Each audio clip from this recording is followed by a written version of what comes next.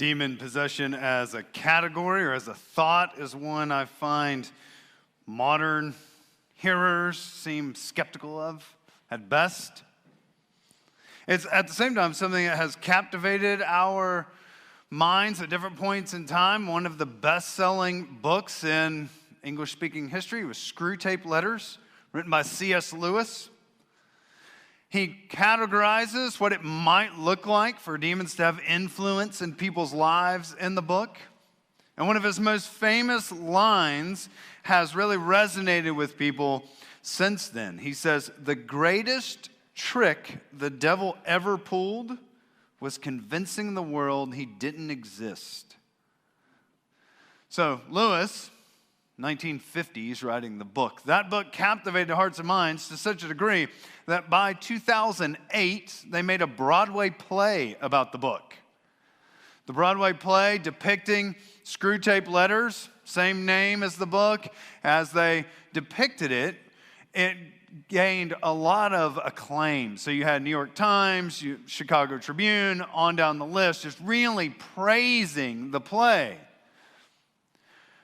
However, the lead character in the play in 2008, Max McLean, thought that the messaging was getting skewed. So he was asked in an interview, well, if it's getting skewed, then what do you hope people will take away from this?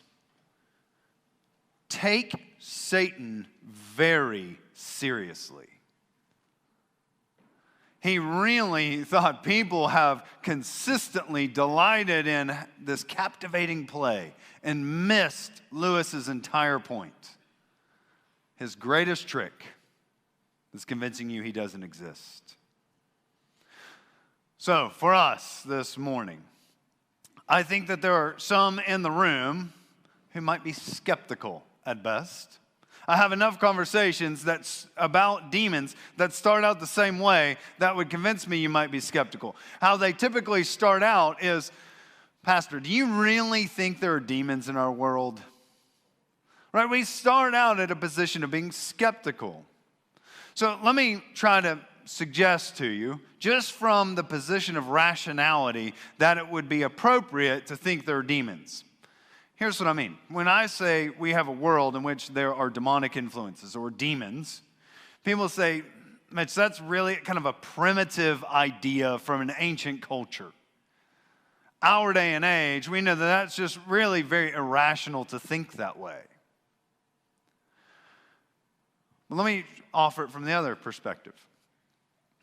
You know, statistically, close to 100% of people on earth right now claim to believe either that there is a God or there could be a God. You know, almost 100% of people claim there either is a God that they believe in, or they at least would say, well, I very much believe there could be a God.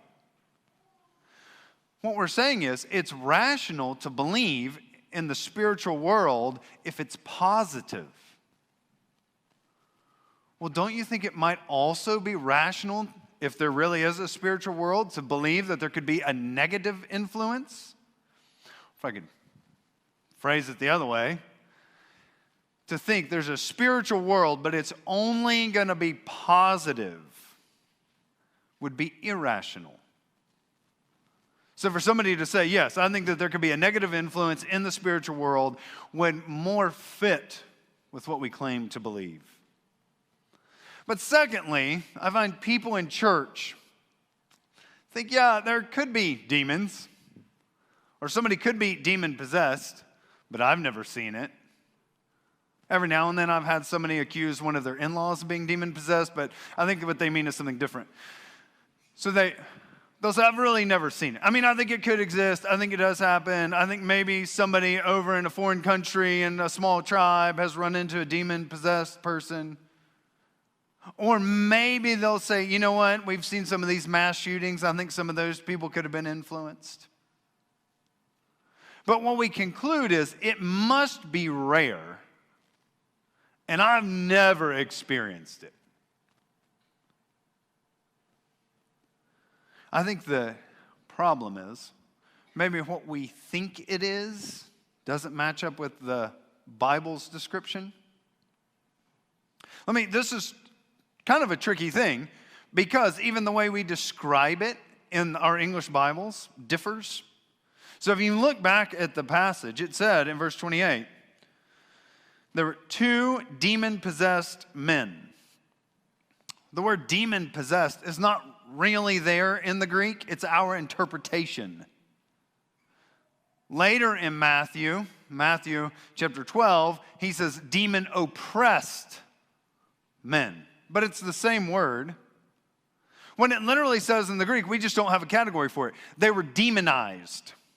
We said, well, what's demonized? These were demonized men.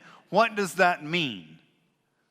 Well, in the context, it appears that they were possessed. So that's why our English Bibles consistently say demon-possessed. But really, the category is different. That it's demonized as a category is really what the Bible's talking about. So I would say instead of jumping to a conclusion about what it is, and we've never seen it, because what we perceive it to be would be unfair. What I mean by that is you probably, in your Sunday school class, not going to have somebody show up and say, I have a confession. I've got like a 1,000-year-old goat devil living in me. I've been biting the heads off chickens. Got some kittens for the wood chipper later. We don't have that, right? That's just not in our vocab. That idea that there's this monster is what we think it is. And we haven't experienced it. So here's what I'm hoping we'll do this morning. What does Jesus describe it to be? How does he define demonized? Because what we find in this story is Jesus is an authority on the spiritual world in a way that we can't begin to comprehend. So much so there's actually a famous line from Hamlet, in fact. There are more things in heaven and earth than can be dealt with by your abilities.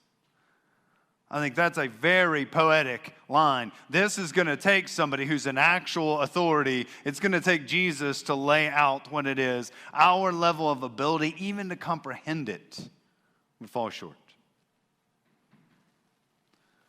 So would you be willing to risk a question? Are you or do you know someone who's been demonized?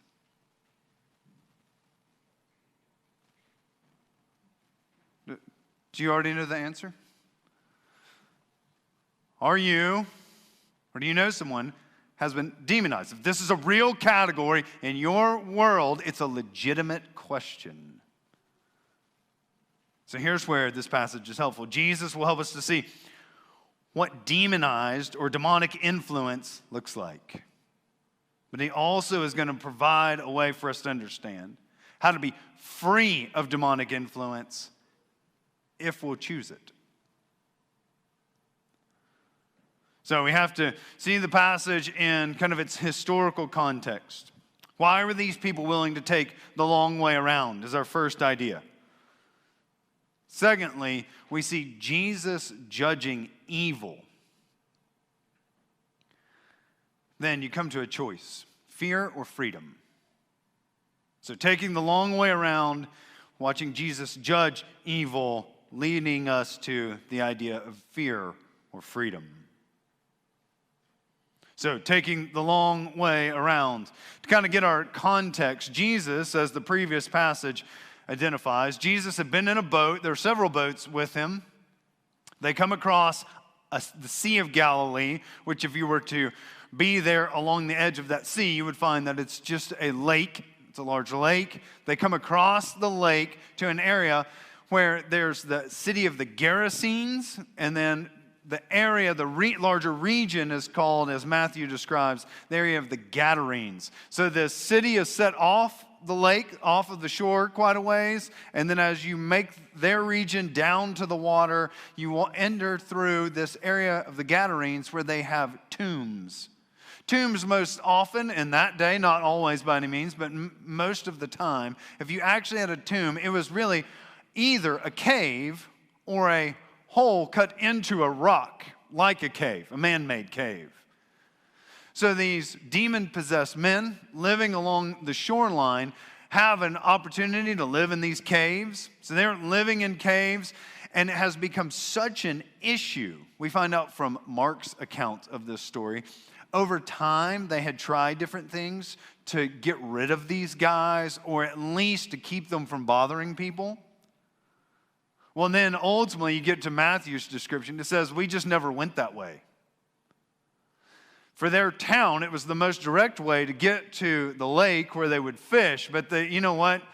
It's not worth going through there. They've been violent with a lot of people.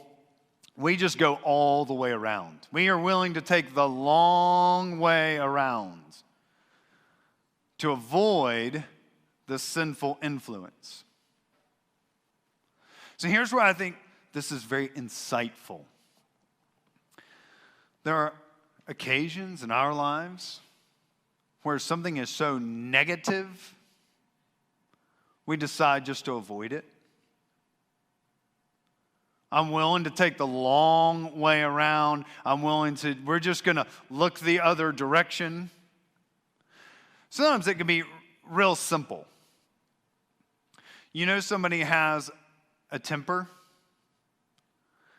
and something has provoked them that day, and you think, oh man, I'm just going to spend the rest of the day out in the garden trying to fix the flowers. It's not even worth being in the house to be around that.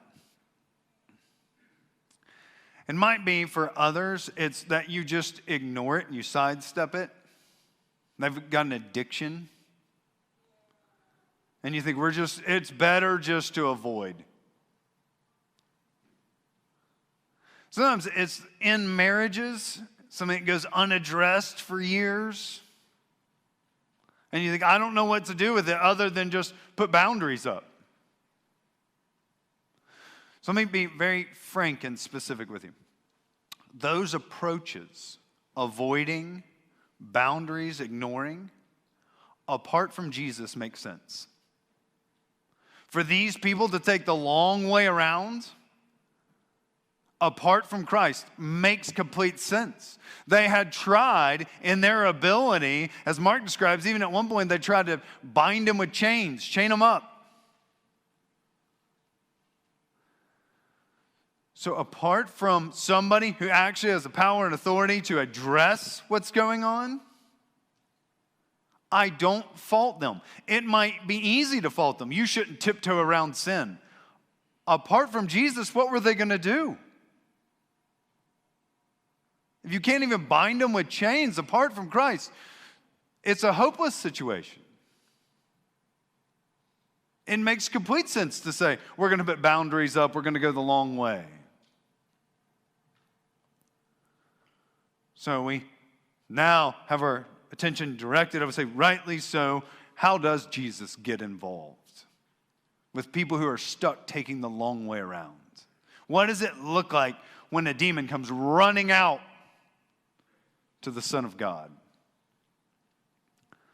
Jesus, as we see, does an exorcism. It looks different than how we've typically seen exorcism, at least in movies.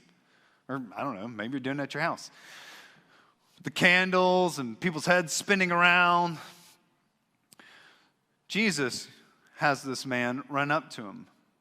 But let me suggest something to you. Matthew is writing this in a very unique way. He wants you to see that there are two layers to this story going on at the same time. That there are two layers. You get a sense of it. Did you hear the kind of weird cryptic phrase in there? When the demon runs up to him and he says to Jesus, have you come to torment us before the time? You're like, wait, what's up with that? Jesus comes to torment them before the time. What's the time? What's this demon talking about? Right, there's this whole other layer that's kind of lost on us. And you're going, so what's up with that? So let's walk through it. There's the initial kind of, here's the events that happen that are instructive for us. And then we say, okay, what's that deeper layer? What's up with that demon? What does he know that we don't know? So the initial layer, Jesus delivering them from demons. He arrives on shore. These two men come running at him. They come close, but they're unwilling to do what they've been doing to everybody else, attempt to harm him. They immediately recognize something. However, let's take a step back real quick. To see what they recognize, we got to step back. If you go back to your passage, verses 23 to 27, Jesus is asleep in a boat. A massive storm comes up.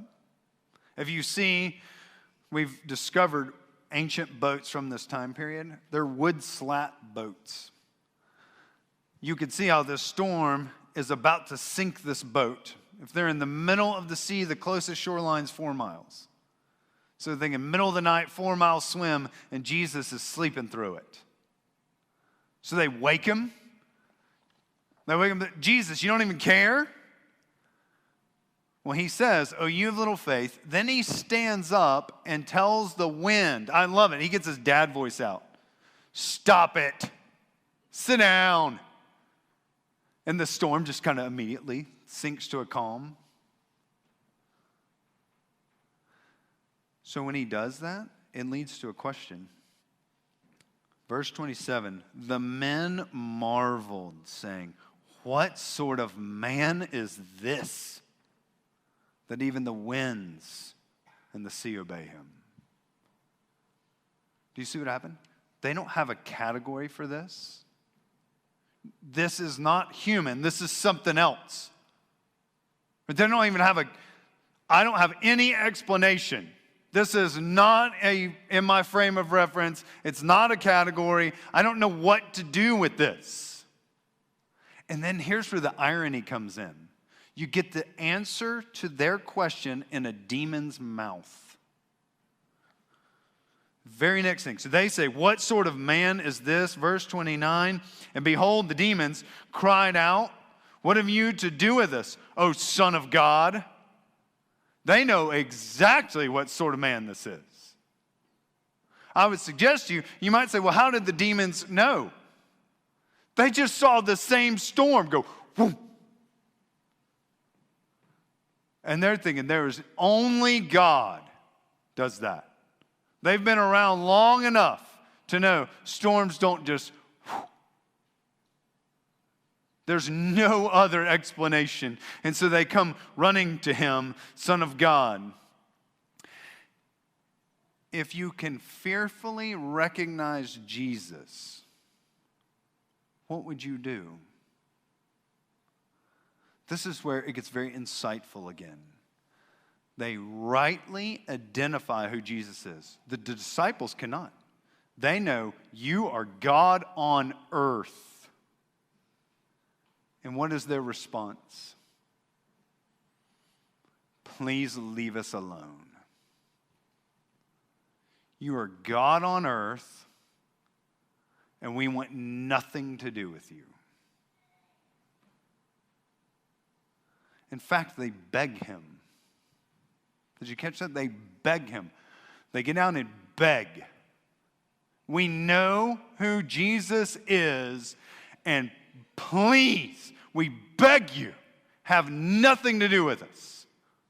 Let us go into the pigs. Just stay away from us. Let me give you real quick.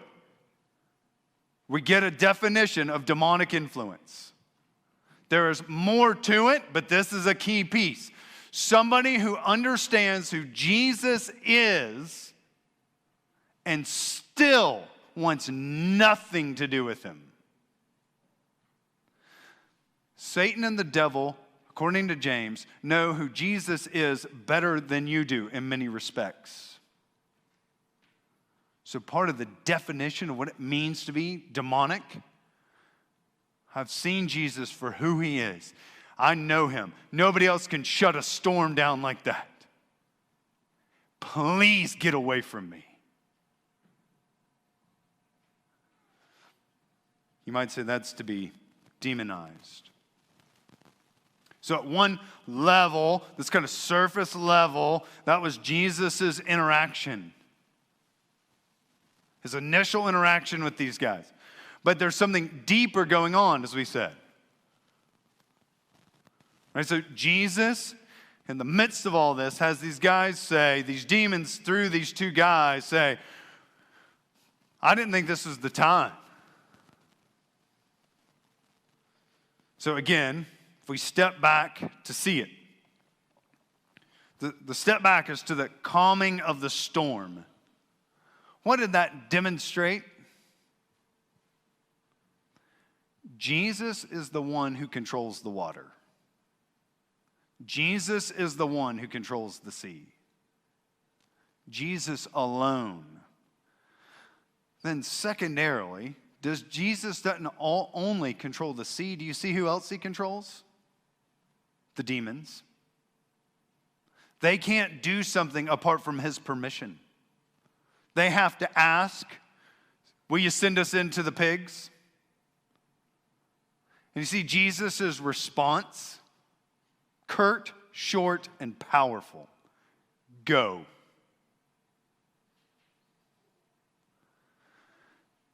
Jesus operates at a whole different level of authority. He just says, go, and the demons go. It's one thing to say, Jesus says go, and his angels do something. It's a whole nother level. He says go, so he's the one controlling the situation. He sends them into the pigs. So they go into the pigs and they end up drowning. You might say, well, that's because the demons going into the pigs drove the pigs crazy. That's not illogical. But in the flow of the passage, Jesus in charge, I want to make a suggestion to you. Jesus drove the pigs into the sea.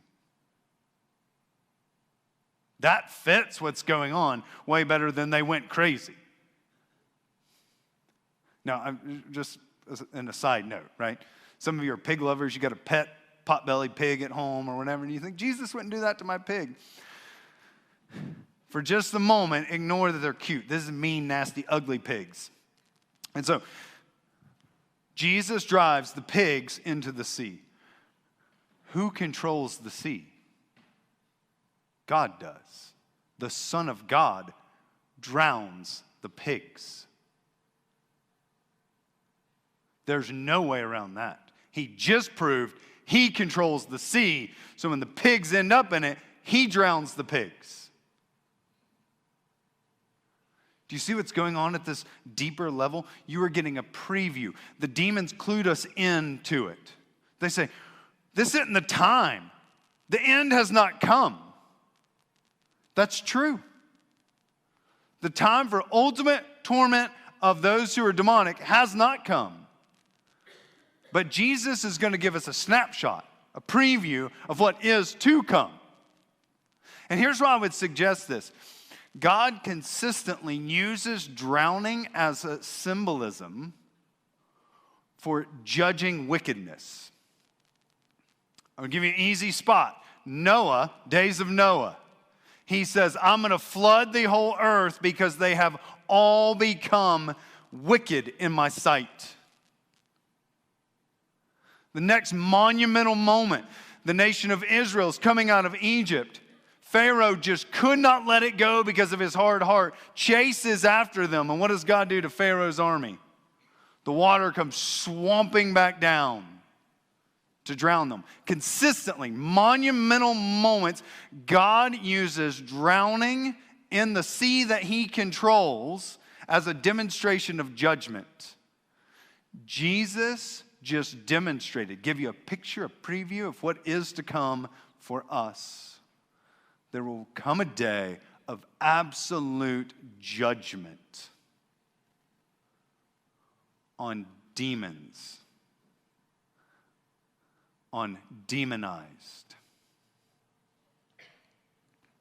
In this case, demonized pigs.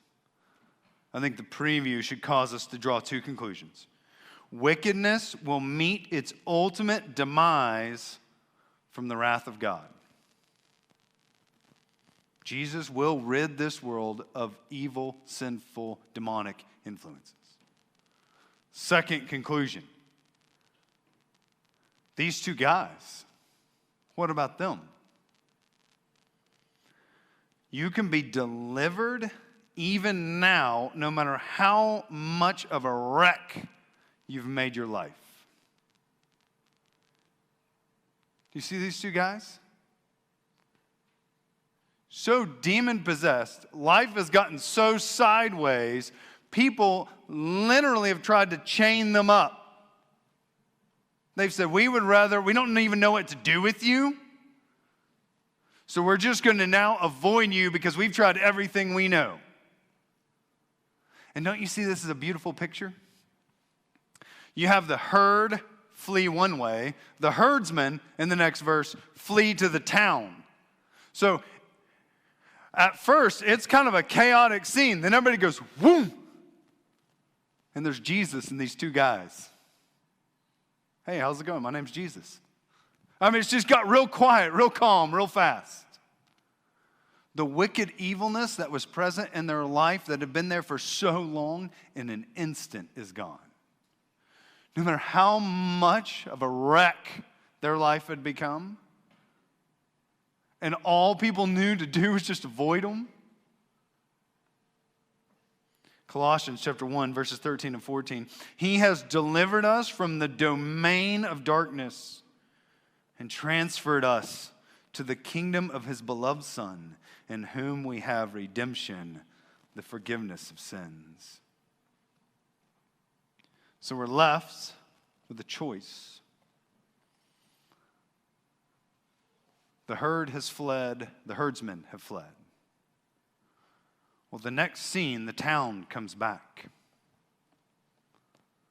The town peoples come back,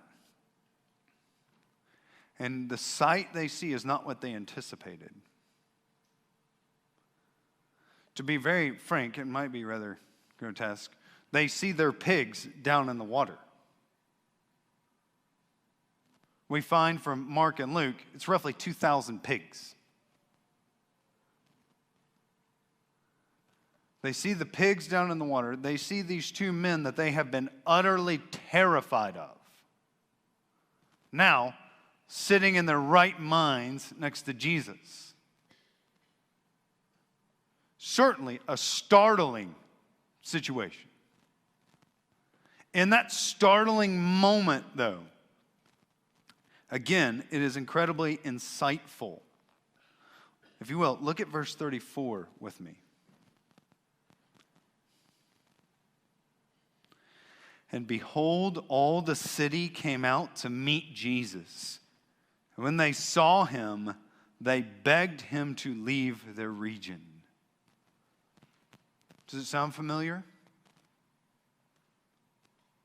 Do you see what's going on? Matthew's trying to make it as explicit as he can. Well, how do we define those demonized people?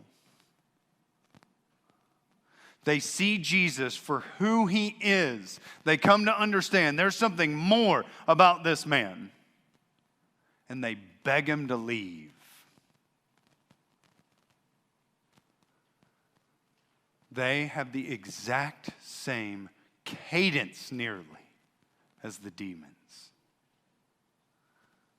Demonized people see Jesus for who he is. There's a lot more to say about it, but at the heart of it is we saw there's something more here. This appears to be godlike, and I want nothing to do with it.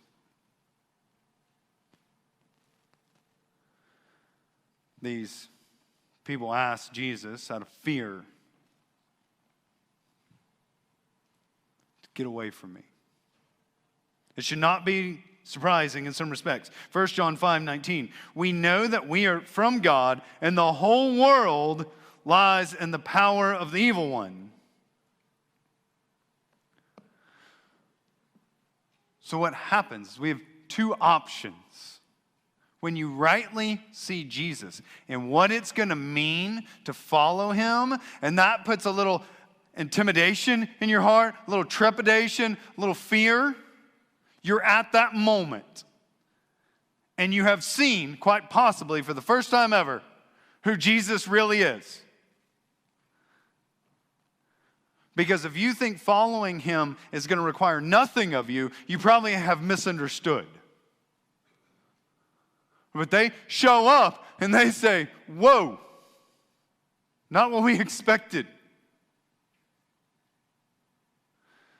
The beauty of it is, you know what the two demon-possessed guys say, as we know from Mark and Luke? Jesus, can we go with you? Everybody else says, get out of here. So I think what they see leads to these two options.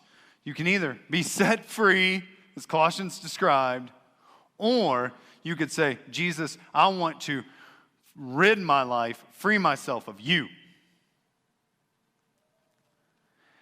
So that we're on the same page. There were a couple conclusions I think they would have naturally drawn. They show up on that shore. Freedom meant, if we accept Jesus, that I have to accept a different value system than I've had in the past. A different value system. These people valued, if nothing else, their herd of pigs. Again, not pets. Money. What they just saw was Jesus values the life of people more than he does money. Two worthless guys more than our entire village's income. If that's scary and you think, man, if that's it, I don't want anything to do with you. Or you say, okay, if it sets me free, I'm up for it. Secondly, freedom meant accepting Jesus' method. This is where I want to speak to the modern people in the room. If you were born in the last 100 years, everybody born in the last 100 years reads this, and I've consistently, every time I've talked about it, they say, don't you feel sorry for those pigs? What we're saying is, that's not the way I would have done it. That's what we're saying. That's not the way I would have done it. I feel so bad for those pigs. Do you see what we're concluding? I'm not sure I like the way Jesus does it. If you want freedom, then I'm going to say, seems crazy, and everything in me says, I'm not sure I like the way Jesus does it. But if he will rid my life of this wickedness, I'll take it. Freedom means accepting Jesus' method. Thirdly, finally, freedom means accepting Jesus' priorities. God chooses how and what changes. Here's where I'm getting that from. They wanted change. They're tired of going the long way around. I mean, they're fussing about it. We've had to go the long way around. They want change. The change that occurs in their life is radical, and that's not the change we anticipated, and so we would rather just have nothing to do with you. They did want change. They didn't get to choose what change they received.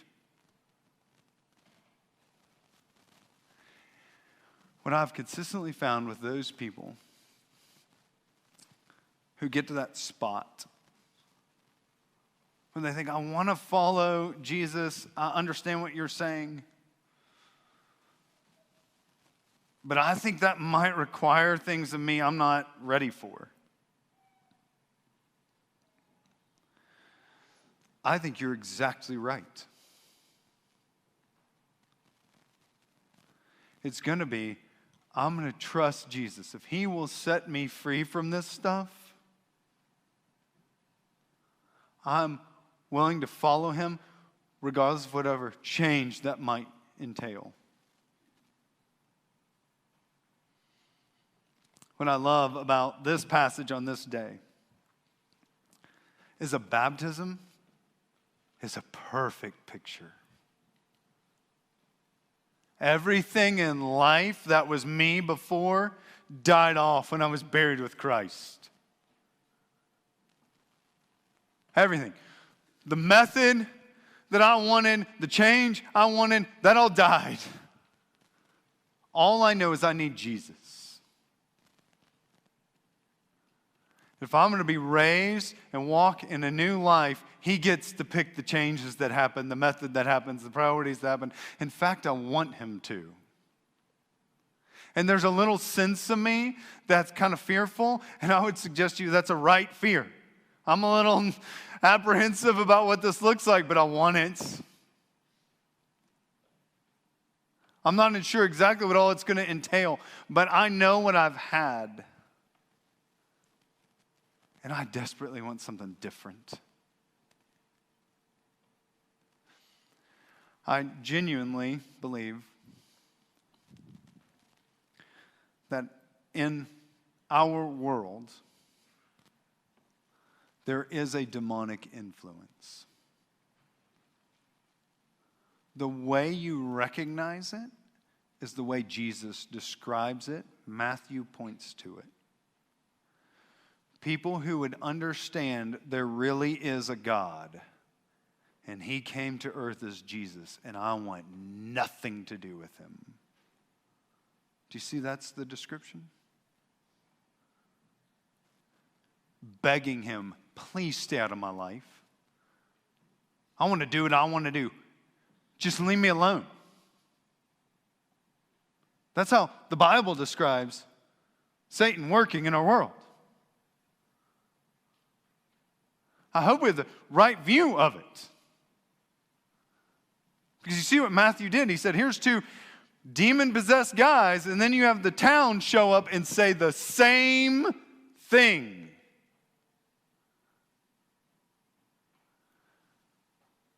There really is a demonic influence in our world. I think C.S. Lewis is exactly right. The biggest trick ever pulled on you was convincing you that there is not a demonic influence.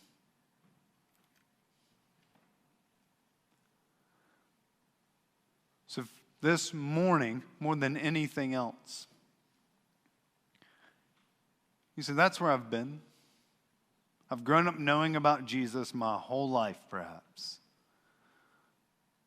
But I've wanted to dictate the terms, the method, and the change. I would say you've been influenced. The only thing that's going to make it any better is if you run to Jesus. My hope is that you would choose that this morning. Even during this final song. Would you please stand as we sing?